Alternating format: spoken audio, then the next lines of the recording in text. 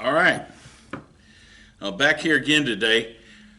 I remember in the last video I did, it was a long one. Sorry about that, but hey, you can watch it in 2 or 3 sittings. Uh, I mentioned a rifle that I had, and I think it was when I was talking about our t-shirts, which you can see we got a good supply of t-shirts. But I have, and they are for sale. If you come by here and get one, they're 15 bucks. If I gotta send it to you, they're 20. Uh, but you'll notice on the back, I said that after 20 years, I thought maybe we would do a more modern version, like an M4 with maybe an ACOG or something on it. And I thought, you know what? I'm not going to do that. I'm going to keep it the old vintage style. Because all the guns on our shirts are my guns. That was in the original photograph I took, that was my Glock 23 Gen 2. That was Mary's Glock 19 Gen 2. And this is my Colt SP1 Sporter.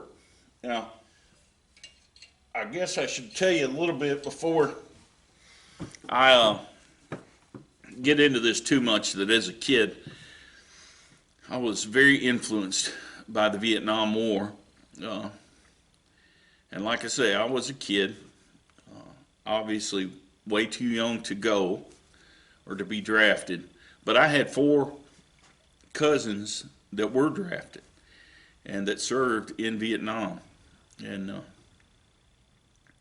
their names are Lee Hooper, Tommy Barnes, John Michael Dodd, and Mike Maynard.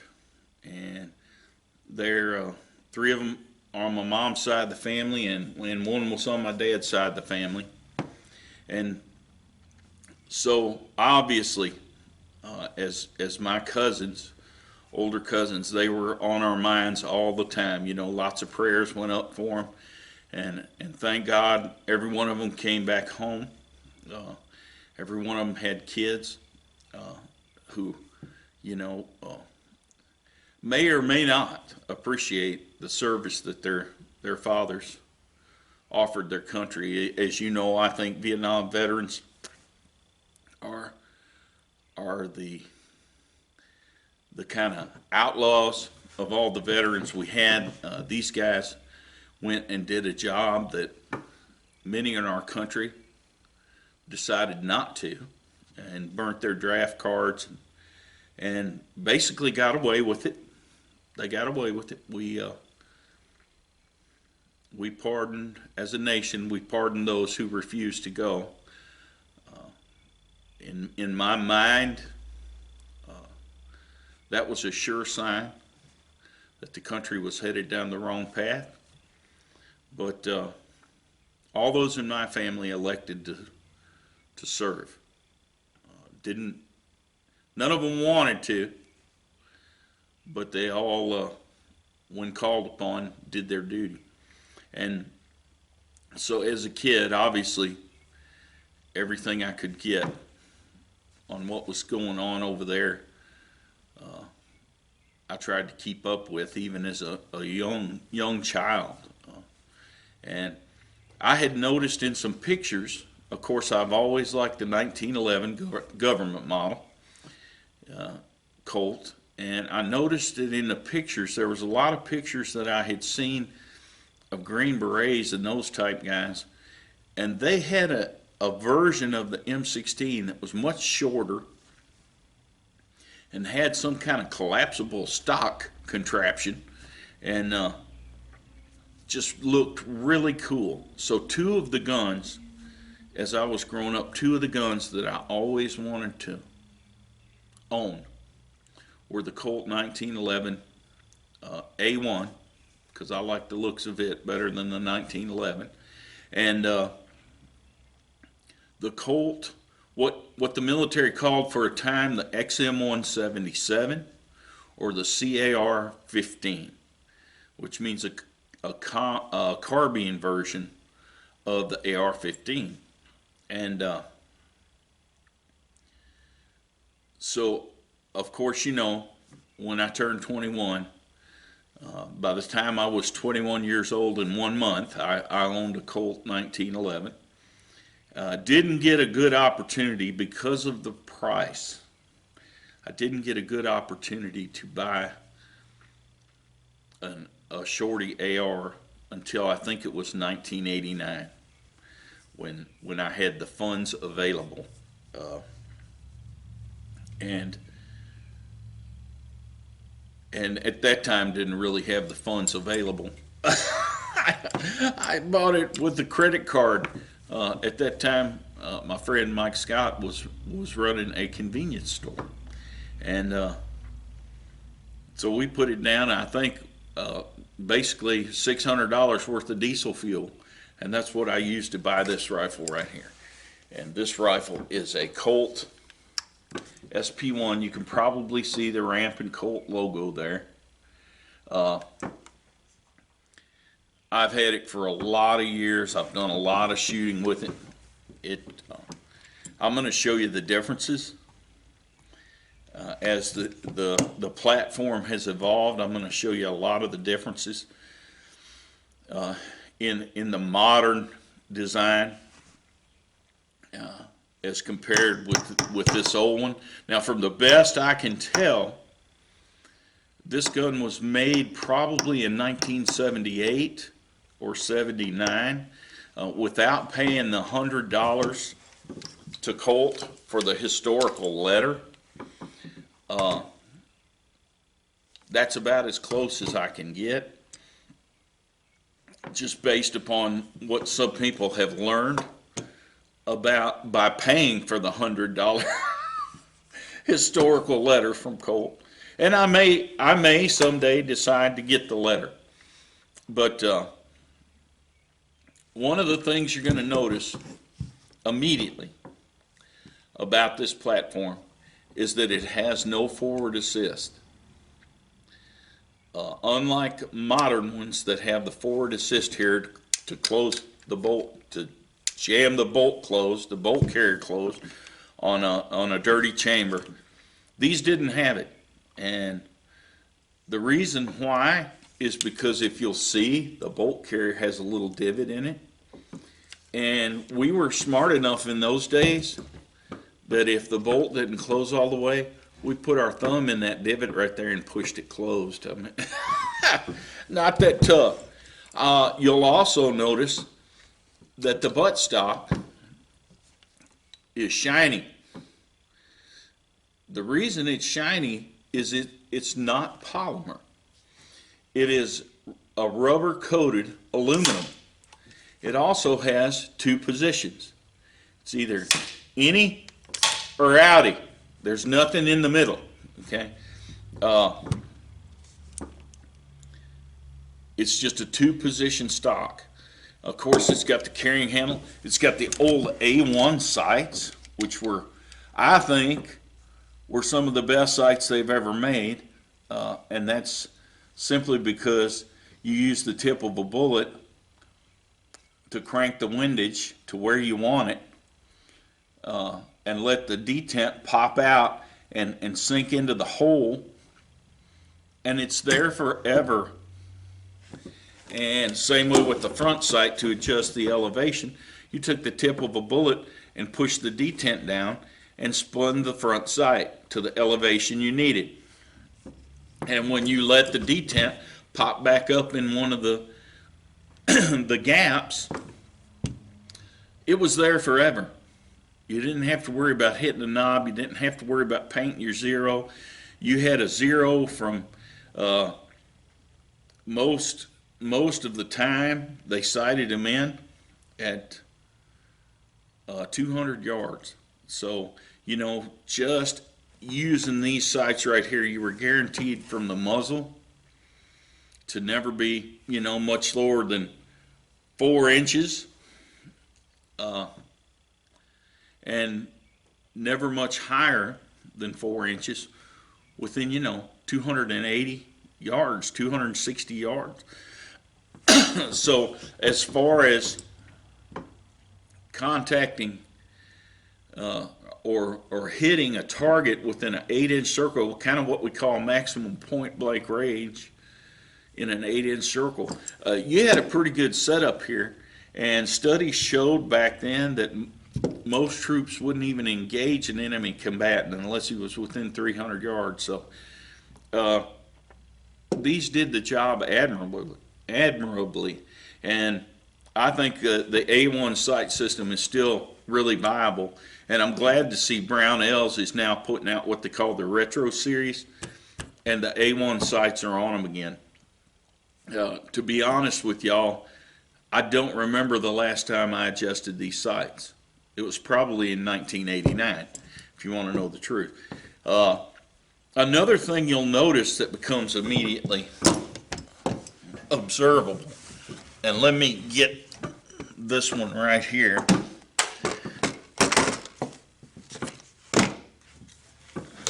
To show you the difference. Now this is a modern lower and upper receiver, and here you'll see the forward assist on this one. You'll also notice there's a fence around the magazine release, which is to keep the gun from, if it's laid down or it's bumped against something, the magazine wouldn't release. Now I will go ahead and tell you, this one's flat right here, that was probably a good idea. You'll also notice it has no bump on the receiver for deflecting brass. This one has a big knot right here behind the ejection port that hits when the brass is ejected. It hits this nub and knocks it out to the side. And that was for left-handers. And I will tell you, being a left-hander and shooting this from prone, I have gotten brass thrown on my back. And you'll see right here there's a worn spot. That's where the brass would hit, but that was not enough to deflect it away from landing on your back when you were shooting in the prone position.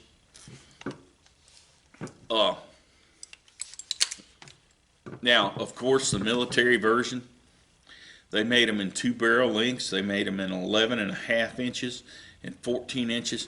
Now, most people see this, they think this is a 14-inch barrel, which would make this an SBR. But that's not the case. This is a 16-inch barrel. This isn't the original flash suppressor, okay? This is a aftermarket flash suppressor, and it was sold for one purpose in mind, and that wasn't suppressing the flash. That was making this 16-inch barrel look like a 14.5, because the threads don't start until right about here.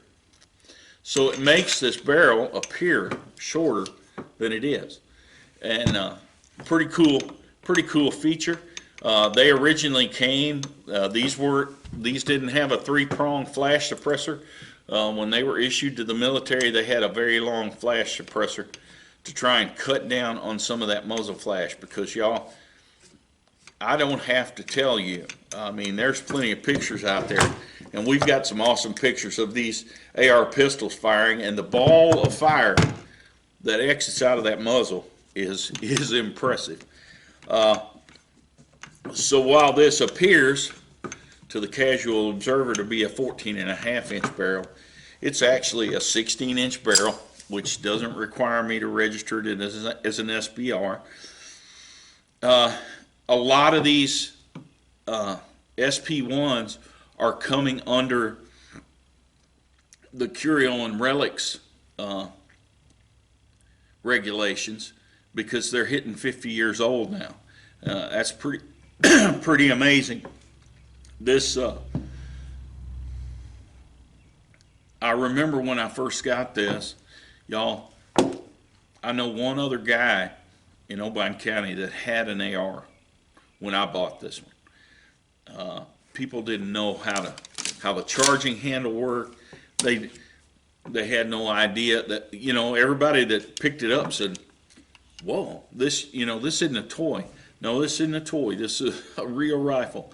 And one of the things that make these SP1s unique is the fact that the barrel twist. If you'll remember, we weren't, I don't think we were actually ever signatories of the rules of warfare under the Hague Convention, but we abided by it nonetheless, and that was that we would only use full metal jacket bullets. Eugene Stoner discovered that if you took a pure copper jacketed bullet and you pushed it at velocities around 3,000, 3,100 feet per second in this version, and you gave it a twist that was just enough twist to stabilize that bullet, that when that bullet hit something, it destabilized and it came apart. And now you say, well, that's not a good thing, is it? Well, it's not a good thing if you're hunting. You want good through and through wounds that are lethal and that cause an animal to leave a blood trail. In battle, you're not so much concerned about lethality as far as quick, humane kills. You're concerned with putting an enemy combatant out of the fight quickly. And y'all, when them bullets, those 55 grainers hit flesh, I mean, some terrible, terrible wounds. They were devastating. And while not immediately lethal, sometimes, you took 3 people out of the fight because it took the person that got shot and 2 people to carry him out of the battle. So basically, you were tying up 3 enemy combatants with these bullets. And I saw an FBI report put out not long ago, and they said that the 223s that were made with a 1 in 12 twist and the 55 grain full metal jacket bullet were probably the most effective for an urban fighting rifle or urban defensive rifle. Of course, that's what the FBI's use was. That they said it was actually safer to use in an urban environment and in the home than 9mm and 40 caliber pistols because of the less likely to overpenetrate walls and things, because of the tendency for the bullet to actually tumble when it strikes something. And of course, when it tumbles going that speed, it's going to come apart, and that's pretty good. So the twist in this barrel is 1 in 12. Now, a lot of people call it the full auto twist. It was a slower twist rate because less heat was generated by it only making 1 spin of the bullet in 12 inches. Modern guns, even this little AR pistol here, it has a twist rate. I believe the twist rate on this one is 1 in 8. 1 in 8. And the drawback, if you want to call it a drawback, I don't call it a drawback. I called it an ingenious way to get around the less effective full metal jacket bullets of taking a person out of the fight. The drawback is any bullets over 55 grains are not going to perform well in this gun at any distance. And bullets made for the correct bullet weight are generally limited to a distance of about 300 yards or 300 meters. And that's okay. That's plenty far for defensive purposes and even on the battlefield. You know, 300 yards is plenty. The average rifleman to hit an enemy combatant at more than 300 yards in any given situation is probably going to be rare. Even, you know, for that situation to present itself.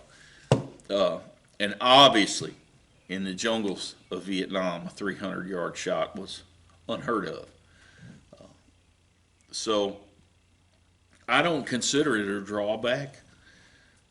I consider the 1 in 12 twist a benefit. And now you can get bullets, you know, you can get the varmint weight bullets in 223 for down all the way down to 40 grains. So, and it handles those just fine. But, you know, don't be loading no 69 or 75 grain bullets in this rifle and expecting to make some 500-yard shots. Not going to happen. It will shoot well enough.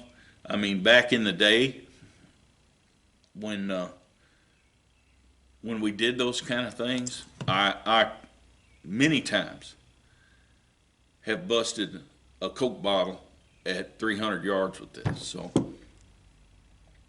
not inaccurate by any means, but you got to use the bullet that it was designed for and stay within the design parameters, which is 300 yards or less.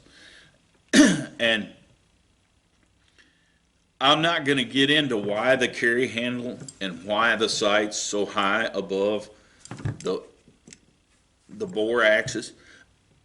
There were some misconceptions back then, I think, but what it made for is it made for a really effective way to get a battle sight zero that was that gave you a maximum point blank range of about the effective use of this rifle. And a little bit about the interior differences. Of course, you know, these are pre-band, so they have and the reason they do that is the way that the lower receiver is made.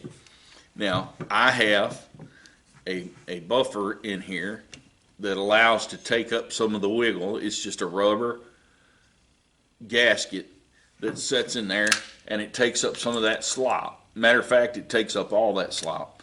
And these used an M16 bolt that has been ground down. I don't know if you can see that detail in there, but the M16 bolt originally came to here in full round. Well, what they did is they ground this back so that it wouldn't be the same bolt. Let me get it over here where maybe you can see. They ground this back where it wouldn't be the same bolt that was used in the M16. Of course, this was only in the civilian versions, this bolt carrier. And because of the way the lower receiver is made, of course, somebody came up with the design for lightning links to work with this bolt.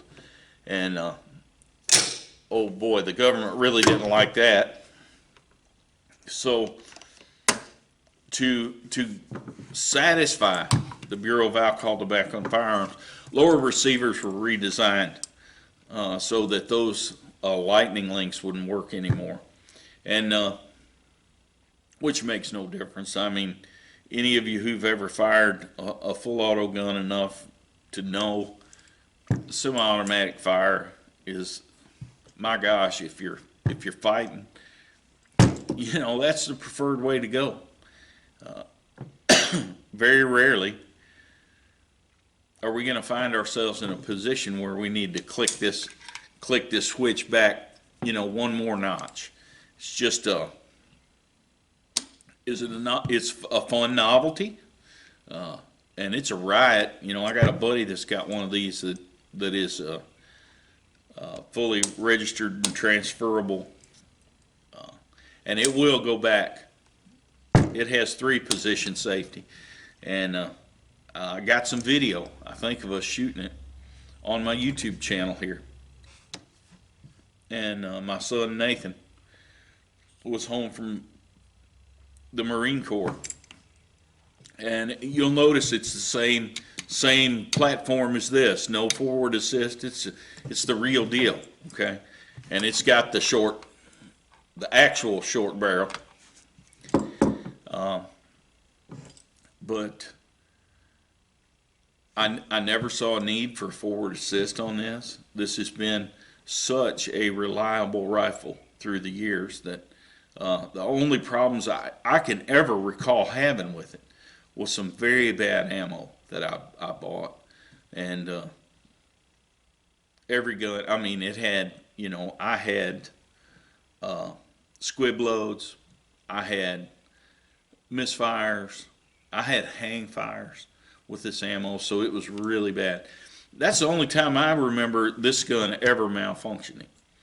And that was totally because of that ammo I had bought, and it was my misfortune to have bought about 3,000 rounds of it. It was very cheap. I found out why. And it was like 120 bucks a thousand or something, but the reason why is because it was crappy ammo. So this gun has been light. I can't get over how light this thing is. It came with an original Colt 20 round magazine. The Colt mag, it still works to this day, just like it worked back when I got it in '89, and I am quite sure just like it was when it was issued in '78 or '79. The 20 round mag works absolutely fine. And if you're going to be shooting from a prone or from a bench, you want a 20 round mag because it doesn't stick out past the pistol grip. So, lends itself a whole lot better to shooting off sandbags or a bench or just in the prone position with a sling. I have an original government sling. It's got the metal hook up here, which they used to put electrical tape around to keep it from making a rattling noise. And it just wraps around this buttstock here on the end. And everything in this gun is factory original Colt parts, except the flash hider and except the firing pin. Now I've still got the old firing pin, and the old firing pin still works, but I noticed it had a little chip out of it one day during cleaning, and I thought, well, you know what, I had better put a good one in there, so I replaced the firing pin. It's still tight. I can't tell you how many thousands of rounds we shot through this. I remember when I got it, we lived in Nashville, and there was an old rock quarry where we used to go to shoot. And man, when the gun show would come around, we would go to the gun show. I'd buy 500 rounds at the gun show, and that afternoon I would go shoot 500 rounds. I've had this thing so hot it smokes, and it's still a tack driver. There is nothing that I would do with a modern AR-15 that I would not do with this one. And I consider it the real deal. I mean, this is what made the AR-15/M16 such a popular platform. The lightness, the accuracy. I'd say this thing weighs somewhere around 6 pounds, maybe 6.5. But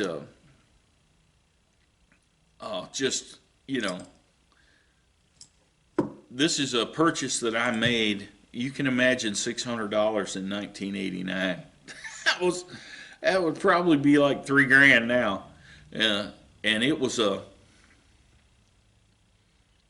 I realized it was a lot to pay. but I also realized it was worth every penny. And this is one of them that I would never consider selling or trading. Uh, and like I say, it's just as effective today as it was 30 years ago.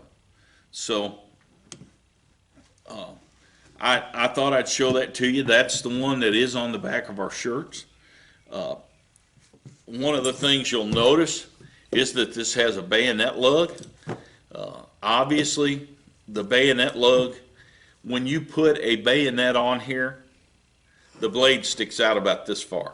Okay, so the bayonet lug does not make this more dangerous. Okay, because by the time you get the bayonet stuck on here with this 16-inch barrel, you got about 2.5 inches of blade left sticking out right here. I might put a still in and show you that, but so know why the anti-gun politicians were so enamored with the fact that this had a bayonet lug. I have no idea. I do know, because they're idiots, and they wouldn't know an AR-15 from a lawnmower, most of them. And in this version, in this mock-up of this particular gun, just an awesome rifle. And I could carry this into battle and feel just as well armed with anything they've got. And of course, the M16, when it first came out, got a bad rap.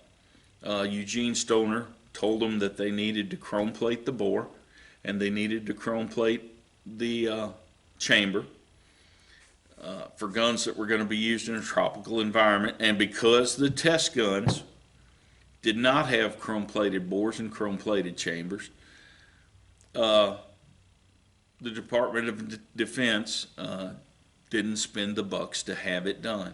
And of course, when you get a chamber hot in a humid environment and it cools with a brass casing in there, you get a little bit of corrosion on that brass, and that thing gets stuck. That first round that you've had loaded in that chamber for 2 days now, when you pull the trigger, it's going to be very sluggish on cycling that first round. And got a bad rap because of it. They also told them to use extruded powder and not ball powder.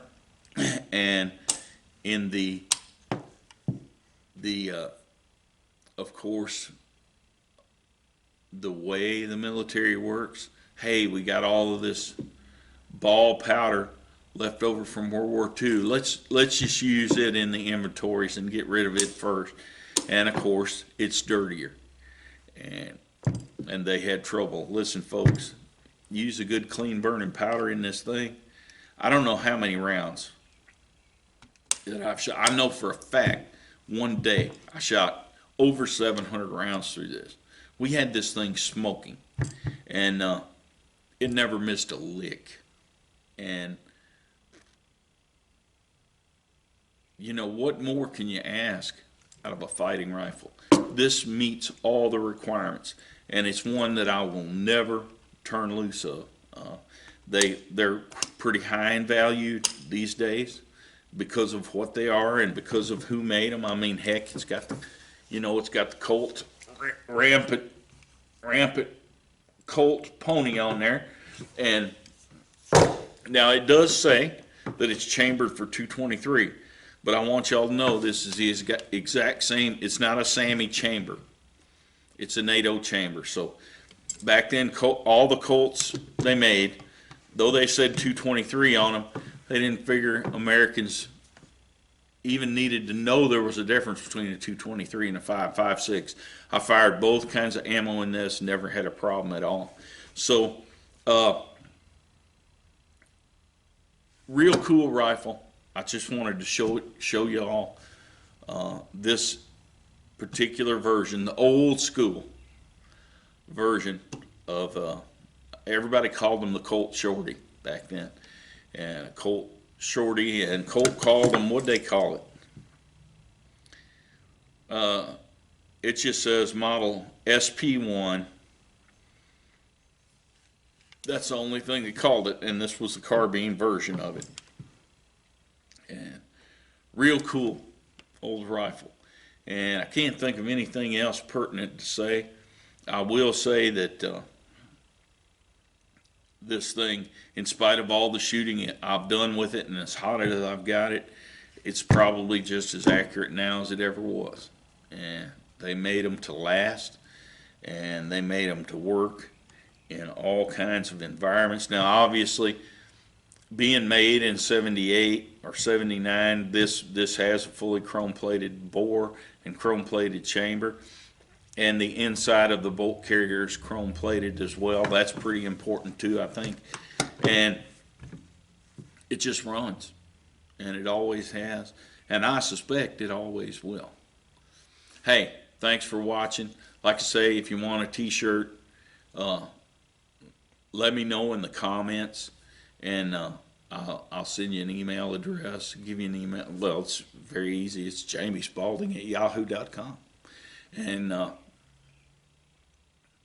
I will get you a t-shirt if I have to mail it to you. They're $20. If you want to stop by here and pick one up, they're $15. So I think that's pretty fair. And hey, listen, y'all have a good day. You can subscribe. You can click the notification bell. Give me a thumbs up, and I will see you back here, in a week or so. Thanks for coming by.